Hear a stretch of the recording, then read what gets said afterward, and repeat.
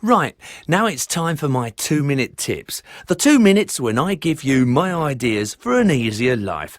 Today it's food shopping and how to shop for a healthy diet, including healthy breakfasts. Breakfast is very important. You'd better remember to eat it. And for quick, healthy meals and snacks. So, the clock is on. First, you should never shop without a list when you're in a hurry. Never. When you shop fast, you don't plan. You just buy attractive things, and fast food is usually more attractive. So you ought to always make a list. You can write things you need, but you can also see if your list is balanced or not. Have you got fruit? No? Add some fruit. Have you got breakfast food? No? Add breakfast things, and so on. What's next? Oh yes, you should try not to buy things spontaneously. We always forget something on our list, but set a limit. Only 3 spontaneous things, no more. Then you should never shop when you're hungry. So you'd better shop just after lunch, really. When you're hungry, you see things you think, oh, I like the look of that. I'd like some right now. And you fill your basket with comfort food or pre-cooked food or too many cakes. So no, you'd better eat before you shop. Next, let me think. You shouldn't look at the pre-cooked food. Don't go near it. Pre-cooked food in supermarkets looks good, but it's usually full of salt, and you ought to be careful of fats and artificial ingredients. Avoid pre-cooked food. Buy tins of fish and seafood for snacks and for salads. You should always have salad in the house and free-range eggs. You ought to have free-range eggs for quick and easy omelettes and boiled eggs and things. Then there's breakfast. You'd better put lots of healthy breakfast things on your shopping list, like milk and fruit. Some fruit with breakfast is great. Yogurt, toast, nice bread, real bread. Avoid white bread. And cereal. But you should be careful with cereal. A lot of cereal has got too much sugar in it. Low calorie does not mean low sugar. It's strange, but, nearly 2 minutes. Buy fresh fruit juices. You should read juice bottles and cartons for extra sugar. You shouldn't buy the extra sugar ones. And juice is better than cans of drinks. One more. Oh, no, that's it. 2 minutes. Ooh, happy shopping.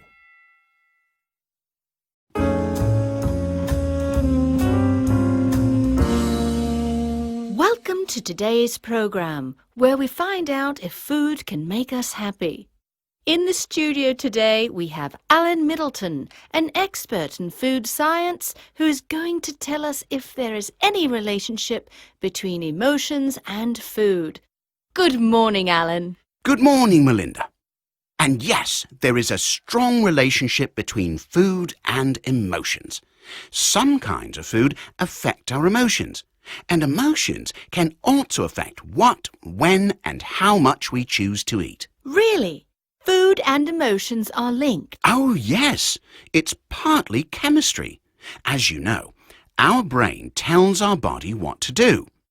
Our brain says, stand up, and our body stands up. Our brain says, feel happy, and we feel happy. There are substances, hormones in some food, that help the brain send messages to the body. Ah, yes, I understand. Some hormones in happy foods help the brain tell the body to be happy. These include bananas, which are wonderful for energy too, and spinach and turkey. Ah, turkey! Everybody's favourite bird at Christmas. Indeed. Then there are sad and tired foods that stimulate us first, like coffee, chocolate and alcohol, but then leave us feeling sad and tired. However, there is a substance that can stop depression, and you find it in fish and seafood. So, if you like chocolate and coffee, you ought to eat fish to block the sad effect. So, more fish, less depression. That's what scientists have found. And you should also avoid eating when you're not hungry. Sometimes you feel sad or bored or even happy, so you want a particular kind of food. Normally sugary food, like chocolate or ice cream, or fast food, like pizza. We call these things comfort food. Many people under stress eat a lot of comfort food. So, no comfort food? No, we all need a little comfort food sometimes, but a little is enough. You shouldn't keep much chocolate in the house, for example. You should keep apples instead. Be happy, eat fish and bananas. Well, thank you very much, Alan. Not at all. A. Vegetarians had better not miss the smoothies. B. London's modern art gallery, with its views of the River Thames, is the perfect place. C. If you feel like meat, you should order their steaks. Traditional food options are changing in London. You ought to try the sandwiches. London for foodies. Traditional food options are changing in London. So if you're looking for a tasty trip to Britain's capital, here are our tips. 1. London has lots of food markets, but Broccoli Market is our top choice. If you're looking for the best hamburgers, juicy steaks, or delicious snacks like samosas, spicy Indian lamb and vegetable pastries, you should come here. Vegetarians and even meat eaters who want some extra vitamins had better not miss the thick fruit juices or smoothies from the juice bar. And you ought to try the sandwiches with local vegetables and free-range eggs. Delicious! 2. Are a tradition you'd better not miss. If you're looking for the British experience, you should have a pot of tea with lemon or milk, strawberry jam, cream and scones, typical small biscuit-like bread. You can also try the memorable modern alternative, the Tate Modern Cafe. London's modern art gallery, with its views of the River Thames, is the perfect place for a cream tea. If you're not a tea fan or are counting calories, you should try their organic apple juice and low-fat cakes. Amazing! 3. Are another way to taste Britain's greatest secret, good food. They're not cheap, but if you want to try traditional dishes with good beer or wine in a typical English pub, the Gun and the Ball and Last are two places you ought to visit. Wonderful English slow food like rabbit, lamb or fish and amazing desserts are on the menu, but vegetarians had better look for somewhere else. 4. Owned by celebrity chefs are becoming popular places for tasty pre-cooked meals. At some of them, you can also try a cooking skills lesson. Restaurants may lose customers as these shops teach you how to cook marvelous Mexican street food, perfect pasta, or fantastic fish, and you eat it there after the class. Sam, how are you? Hey, Rick, how'd your date with Carla go? Pretty good. I cooked and I made a risotto. A what? A risotto. An Italian rice dish. Oh, right. Yes, and Carla loved it. We're seeing each other again tomorrow because she wants to cook something special for me now. Really? It was that delicious? Wow! How do you make it? My parents are coming at the weekend, and I want to make them something special, and I can't cook. No, this is easy, honest. You just need a handful of rice for each person, a big handful, and an extra handful for luck. Any kind of rice? Yes, you can use any kind, I think, but Italian rice is best. Okay. What else? About half a bottle of white wine. Isn't that too much? No, the alcohol evaporates while the rice is cooking. Well, a lot of the alcohol evaporates. So, some rice, a bit of wine, and? Some chopped chicken. Cooked? Yes, roast or grilled is good, and chopped. And you need half a lemon and a bunch of asparagus. You can use any vegetables you have in the house. Oh, and a bit of boiled ham, also chopped. Everything should be chopped, except the lemon. Chopped boiled ham. So, what do I do with the ingredients?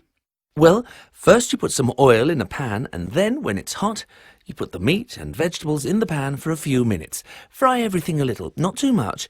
Then add the rice. I put the rice in the pan with no water? No water, not yet. After a minute or two, you start to add hot water slowly, a little water, then a little more, and you let it cook, but not boil. Next, add a little wine, then a bit more water. You do that constantly for half an hour. When you've done that, you add more wine, a pinch of salt, and the juice from the half a lemon, and you cover it. Hang on a moment. Half a lemon. Cover it. OK, carry on. Don't touch it for about 10 minutes, then finally check it for salt, add a pinch more and a little more oil, mix it, and that's it. That sounds easy, but I don't think I have any white wine. I didn't have any wine either, but I had whiskey, so I improvised, and it was very good. That would be a nice surprise for my parents. So, let me check. I need some rice, some vegetables. O. Homemade. Roast. Kilo. Hour. Cauliflower. Hour. Hour. I. Pie. Slice. Ice. O. Toast. Ow. Now. I. Rice. Family meals. Robert Porter. When I was young in the 1960s, a lot of food was similar to now. Roast meat and vegetables, sausages and beans, that kind of thing. But nearly everything was homemade and not pre-cooked and microwaved like now. People ate a lot of meat in pies and stews. We ate a lot of shepherd's pie in our house. Minced beef with carrots and onions, with mashed potato on top. On Saturdays, we had salad, a few pieces of tomato, a bit of lettuce, and some cucumber and cold meat like ham. And on Sundays, we had roast beef, chicken, pork or lamb, with vegetables, usually carrots, peas, cauliflower or cabbage, and potatoes. Potatoes were always boiled, mashed or roasted. My mother baked a lot of cakes and pies, so for pudding, or dessert as the Americans say, we often had a slice of fruit pie and milk, or some cake. There was very little yogurt, but we sometimes had some ice cream on special occasions, and we usually had bread and jam. The fruit bowl on the table contained apples, pears, bananas and oranges. We ate some fish, of course. Fish and chips was the only takeaway food in those days, but we didn't eat other kinds of seafood. The first seafood I had was a prawn cocktail in the 70s. Karen Porter. Robert's daughter. I was a child in the 1970s, and I still remember the first time I saw a kiwi. In those days, a special meal was melon, then lasagna, and a green salad and maybe Black Forest gâteau. A gâteau was basically an expensive cake with cream. We didn't really have any curries or international food like we have now, but you could buy Chinese takeaways. I think the 70s was when people started eating more rice and pasta. Macaroni cheese and spaghetti bolognese were typical. Pulses like lentils and beans were popular in the past and now, particularly in lentil soup or beans on toast. But we didn't have all the pulses we have now, and chickpeas were new for me. I think people eat too much pre-cooked and fried food nowadays. We had fried, and of course Sunday breakfast was mostly fried food, but we really didn't eat many pre-cooked meals. Is food better or worse now? I don't know, but it's certainly different.